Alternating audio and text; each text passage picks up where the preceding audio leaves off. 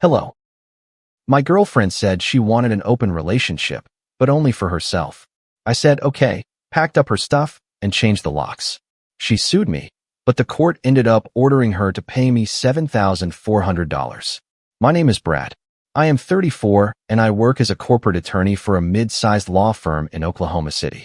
Most of my days are spent reviewing contracts, preparing filings, and dealing with clients who would rather avoid problems than fix them properly.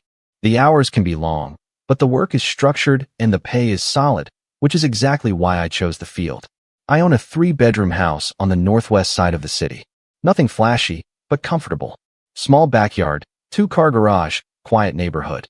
I bought it a few years before this situation happened, and I have handled the mortgage and property taxes on my own since then.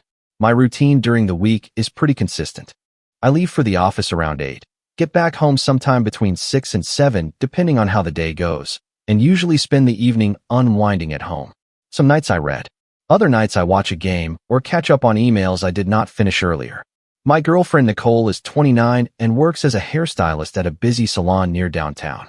When everything started, we had been together a little over 2 years, and she had been living in my house for about 8 months. The house and all the utilities were in my name since I owned it long before we met. Early on, things were easy to manage. I handled the major expenses like the mortgage, utilities, and insurance. Nicole usually paid for groceries and sometimes covered dinners out or weekend plans. It was not mathematically perfect, but it felt reasonable enough that neither of us made it an issue. Nicole had a sharper personality than I do. She liked arguing her point, and she rarely backed down once she decided she was right. Sometimes it came across as a little abrasive, but most of the time I treated it as simple stubbornness. Still, I deal with problems early. That habit comes from my job. Ignoring something that is clearly wrong usually turns a small issue into a larger one. That approach ended up maturing a lot a few weeks ago when Nicole came home from work and told me she had been thinking about our relationship. She said she had come up with what she called a modern solution to something that had been bothering her. At first I assumed she meant counseling or maybe taking some time apart. What she actually proposed was something very different. And the way she explained it told me a lot about how she viewed our relationship. Nicole brought it up on a Tuesday evening while I was finishing leftovers at the kitchen counter. She had just come home from the salon and still had that restless energy she sometimes carried after work. She did not ease into the topic. She sat across from me, folded her arms, and said she had been doing a lot of thinking about relationships. When Nicole says she has been doing a lot of thinking, it usually means she has already decided what the answer should be and is preparing to explain why everyone else needs to accept it. She started talking about how traditional relationships were outdated and how people were too restrictive with each other.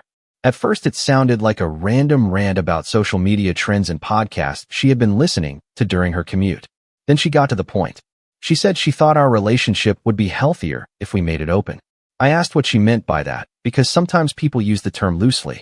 Nicole clarified very quickly. She said she wanted the freedom to see other people if she felt like it. Nothing serious, according to her. Just experiences. Just options. I waited a second and asked the obvious follow-up question.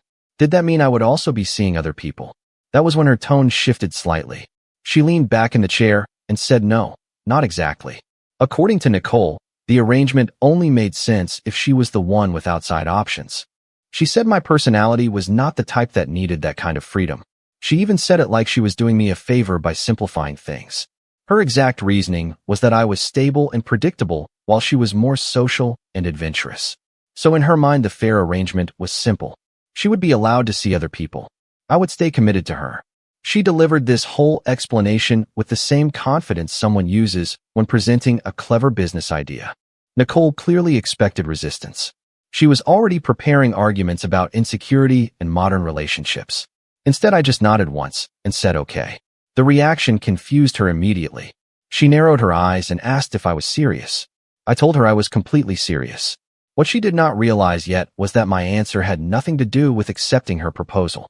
Nicole looked confused when I said okay, but she quickly assumed it meant I had accepted her idea. She even smiled a little like she had just won an argument that had not actually happened. She started explaining what the rules would look like. According to her, honesty was important, but she did not think details were necessary. She said if she went out with someone, I did not need to ask questions. It was supposed to be casual and modern. While she was talking, I stood up and rinsed my plate in the sink. Nicole kept going, clearly enjoying the sound of her own explanation.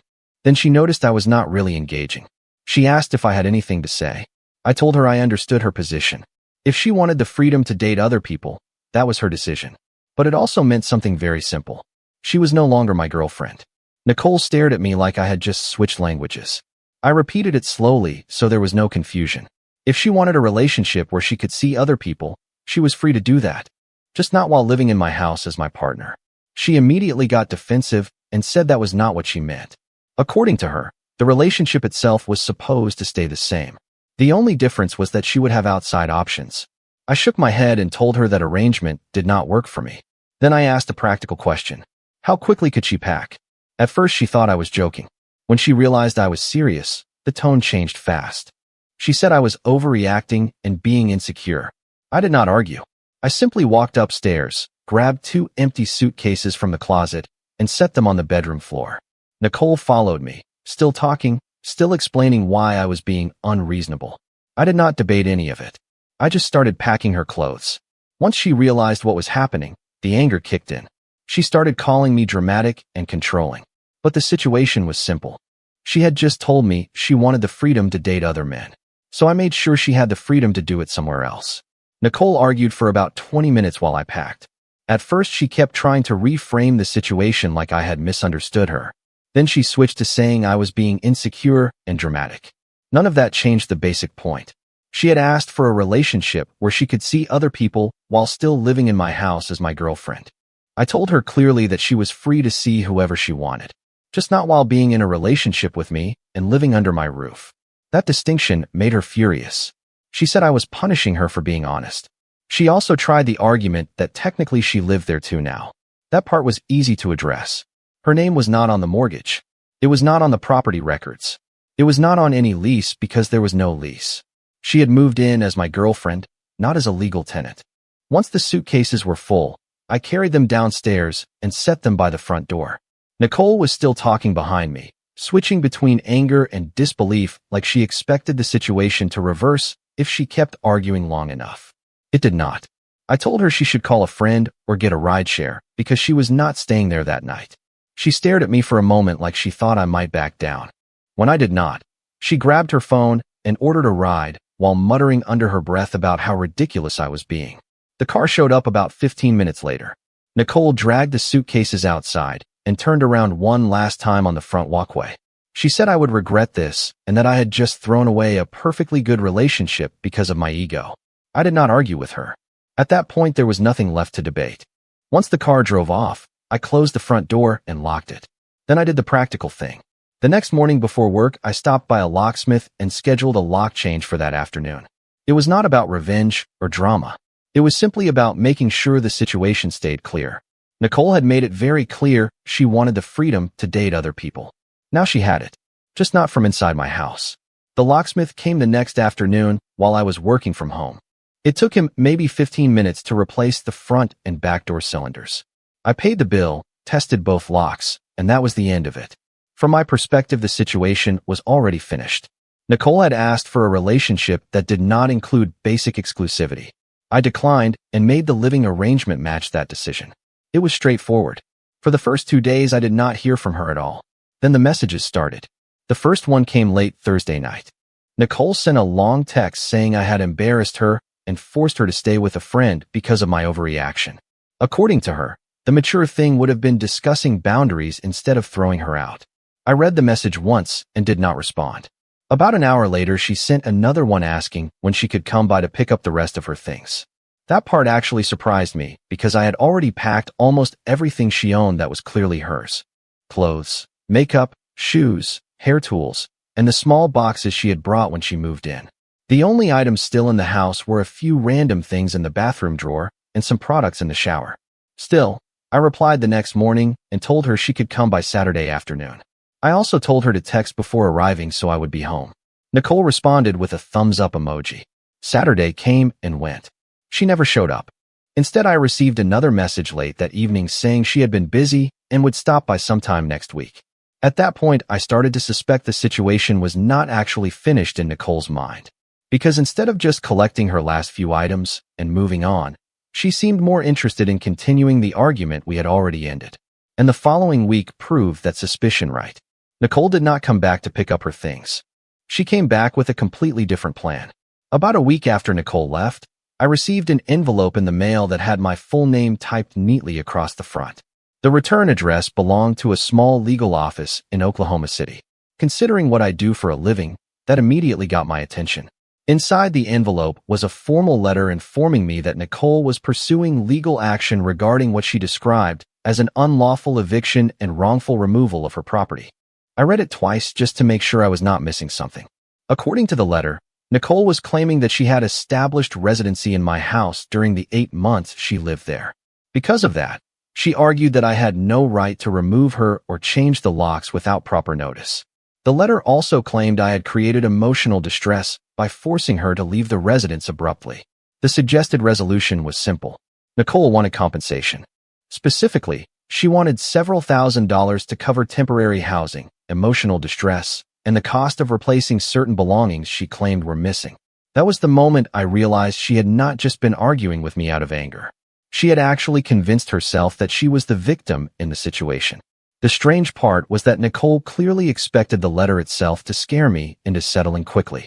The tone was written like the outcome was obvious.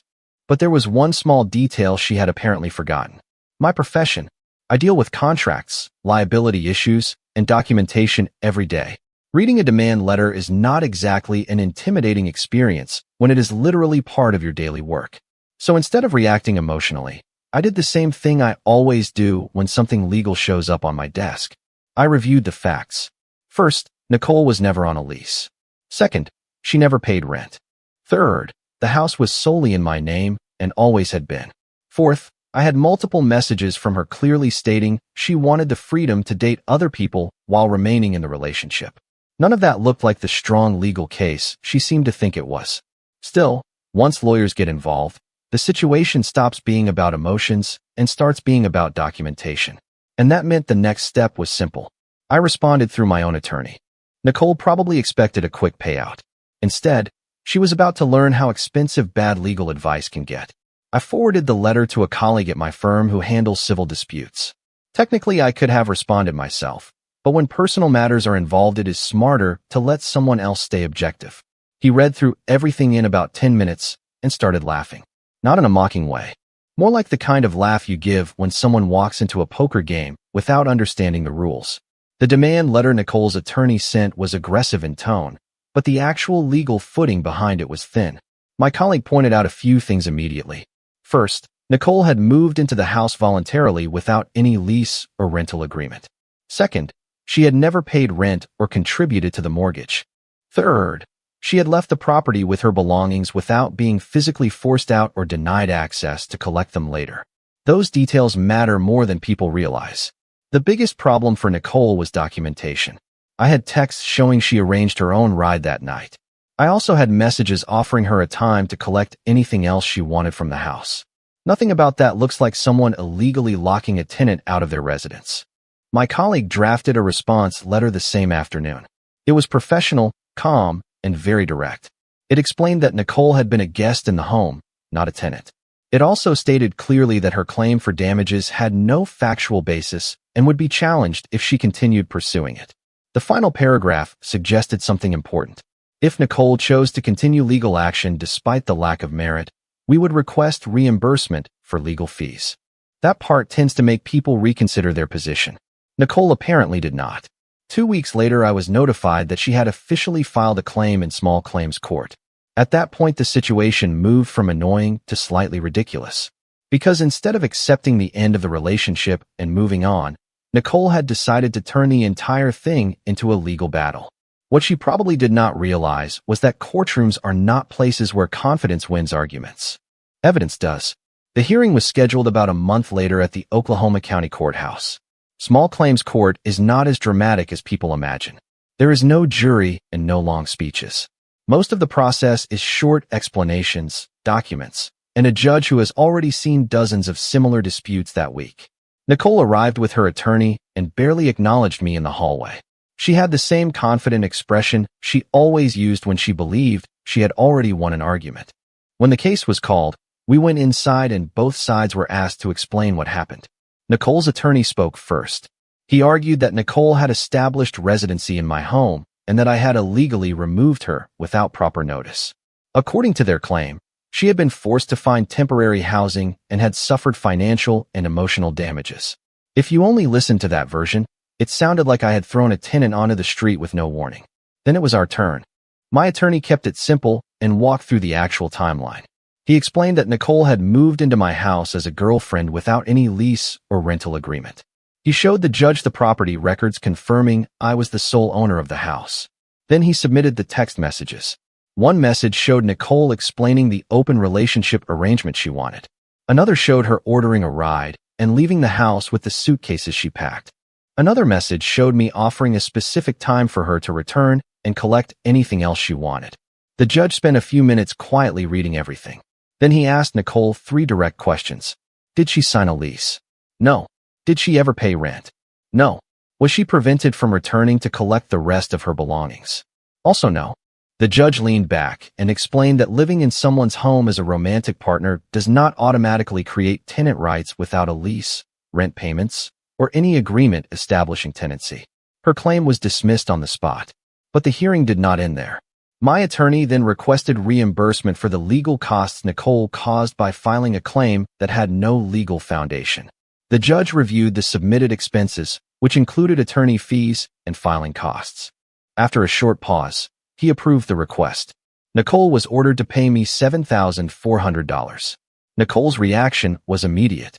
Up until that moment, she had been sitting there with the same irritated confidence she had carried since the case started. But when the judge stated the amount she owed, the expression changed fast. She looked at her attorney like she expected him to correct the judge. He did not. The judge explained the reasoning in a calm tone. Filing a claim that lacks legal foundation still forces the other party to spend time and money defending themselves. Courts do not reward that behavior, especially when the documentation clearly shows the situation was misrepresented. In simple terms, Nicole tried to turn a breakup into a lawsuit. And it backfired. The $7,400 covered the legal fees my attorney documented, along with filing costs and time spent responding to the claim. Nicole tried to argue that the amount was unfair, but the judge cut that off quickly. The order had already been entered. If she disagreed, she could pursue an appeal through the proper process. That was the end of the hearing. We stepped out into the hallway, and Nicole finally spoke directly to me for the first time that day. She said this whole thing had gotten out of control and that I should have just talked to her instead of escalating everything. I did not bother arguing with her. The strange part about situations like this is how people rewrite the timeline in their own heads. From her perspective, I had escalated things. From my perspective, the chain of events was simple. She asked for a one-sided open relationship. I ended the relationship. She chose to turn that into a legal fight. And now a judge had finished it. Nicole left the courthouse without saying anything else. My attorney and I walked to the parking lot, and he joked that it was one of the most expensive relationship lessons he had ever seen someone give themselves. At the time, I assumed that was the end of it, but there was still one final piece to the story that happened afterward. About 3 weeks after the hearing, I received confirmation that Nicole had paid the judgment. There was no dramatic confrontation and no long conversation attached to it. The payment arrived through the normal court process, exactly the way the order required. Once it cleared, the matter was officially closed. The entire situation, from the night she brought up the open relationship idea to the final payment, took a little under 3 months. Looking back at it, the strange part is how avoidable the whole thing was. If Nicole had simply said she wanted a different kind of relationship, we could have ended things that same night and moved on like normal adults. Breakups happen all the time. They do not need to turn into legal disputes. But Nicole did not want a clean ending. She wanted the relationship to stay exactly the same while giving herself extra options. When that did not happen, she tried to frame the situation like I had wronged her. That strategy might work in arguments with friends or on social media. It does not work very well in courtrooms where everything is based on documentation and basic facts. In the end, the entire chain of events came down to a simple moment in my kitchen when she explained the arrangement she wanted. She expected a debate. She expected negotiation. Instead, she got a very direct answer. Okay, just not the version of okay she had in mind. She wanted the freedom to see other people. And technically, she got exactly that. Just without the house, the relationship, or the expectation that I would finance the situation while it happened. The most expensive part of the whole story was not the breakup. It was the decision she made afterward to fight something that had already been finished. And that decision ended up costing her $7,400. Bye-bye.